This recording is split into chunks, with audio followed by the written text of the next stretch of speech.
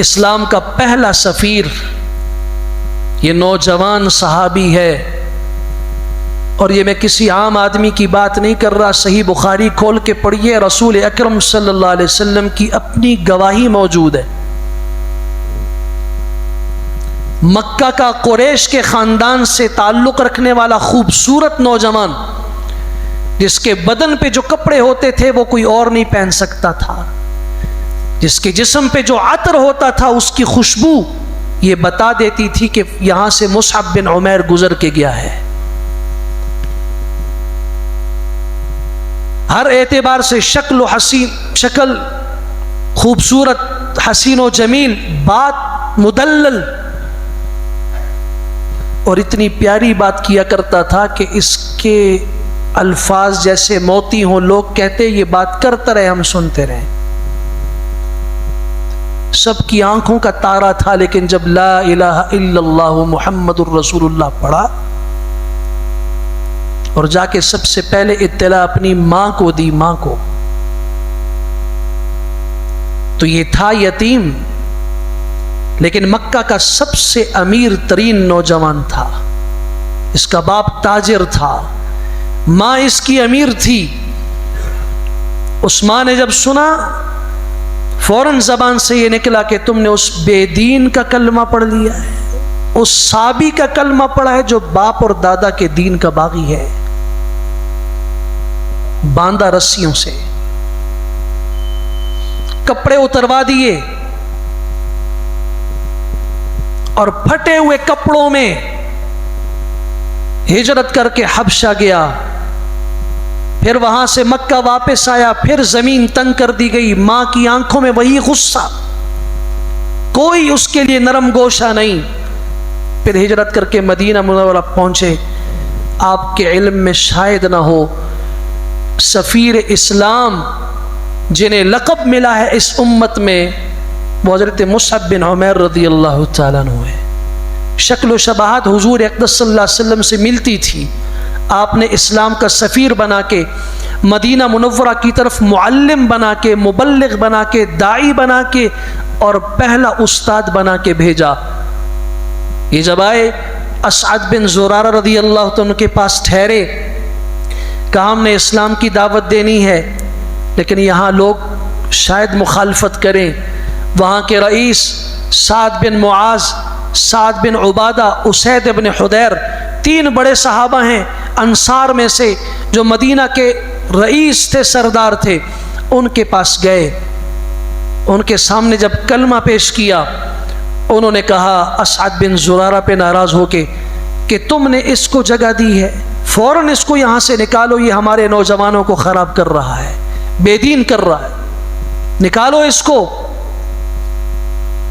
حضرت اسعد نے فرمایا تم بڑے لوگ ہو، بڑی بڑی مجالس میں بیٹھتے ہو، محفلوں میں بیٹھتے ہو، بات سنو، اگر اچھی لگی لے لینا، نہیں تو چھوڑ دینا۔ انہوں نے کہا ٹھیک ہے۔ قرآن مجید کی چند آیات ان کے سامنے پڑھیں، ان کے دل میں ایسا اثر ہوا کہ وہ تینوں رؤسا وہیں پہ مسلمان ہوئے۔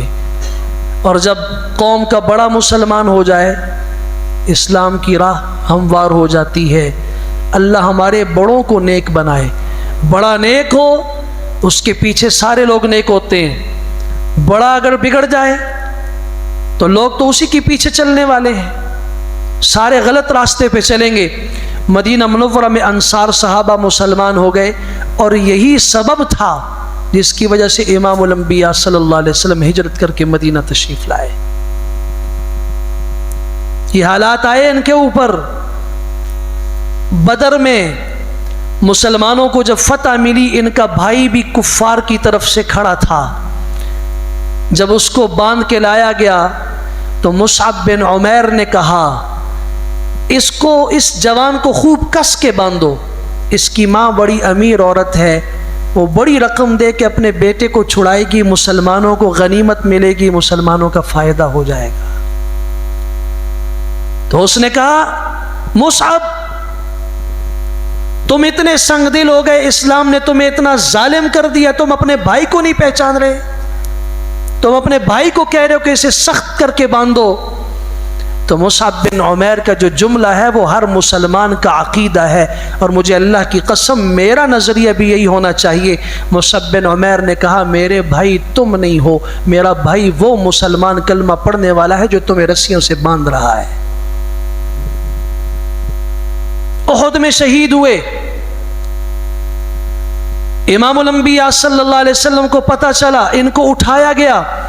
حضرت صفیہ جو حضرت حمزہ کی بہن ہے، حضور کی پھوپھی ہیں، اپنے شہید بھائی کے لیے 2 کپڑے لے کر آئیں، ان میں کفن دیا جائے۔ حضور اقدس صلی اللہ علیہ وسلم نے دونوں کپڑے لیے، ان میں سے جو بڑا تھا وہ حضرت مصعب بن عمیر کے لیے فرمایا اس کو چادر بنا کے مصعب پہ ڈال دو، اور دوسرا چھوٹا تھا اپنے چچا کے لیے، فرمایا ان کے اوپر ڈال دو۔ اللہ کی عزت کی قسم، صحیح بخاری میں احادیث کی کتب میں موجود ہے، حال یہ تھا کہ جب کپڑے سے سر ڈھانپا جاتا تو پاؤں کھل جاتے تھے، پاؤں کے اوپر ڈالا جاتا تھا سر کا حصہ کھل جاتا تھا۔ امام الانبیاء صلی اللہ علیہ وسلم نے فرمایا مصعب بن عمیر کو قبر میں میرے چچا حمزہ سید الشہداء کے ساتھ دفن کرو۔ آج بھی احد کے اندر جاؤ میدان میں، 2 قبریں جو آپ ملیں گی جس کا ایک نشان ہے، یہ مصعب بن عمیر ہیں اور ان کے ساتھ مدفون حضرت حمزہ رضی اللہ تعالیٰ عنہ ہیں۔ پھر یہیں پہ بس نہیں ہے، امام الانبیاء صلی اللہ علیہ وسلم اس وقت کھڑے ہو کے آنسو جاری تھے، رو رہے تھے، تمام صحابہ یہ کیفیت دیکھ کے روئے۔ آپ نے فرمایا مجھے اس نوجوان کا وہ وقت یاد ہے کہ جب اس کے بدن پہ ایسا کپڑا ہوتا تھا کہ مکہ کا کوئی رئیس وہ کپڑا نہیں پہن سکتا تھا، صبح کو اور شام کو، اور اس کے جسم پہ جو عطر اور خوشبو ہوا کرتی تھی وہ کسی اور کے جسم پہ نہیں تھی۔ پھر اس پر یہ حال بھی آیا کہ آج کفن کے لیے اسے پورا کپڑا میسر نہیں ہے۔ میں محمد صلی اللہ علیہ وسلم اس بات کی گواہی دیتا ہوں، تم گواہ رہو کہ اے اللہ میں اس مصعب سے راضی ہوں، تو بھی اس سے راضی ہو جا۔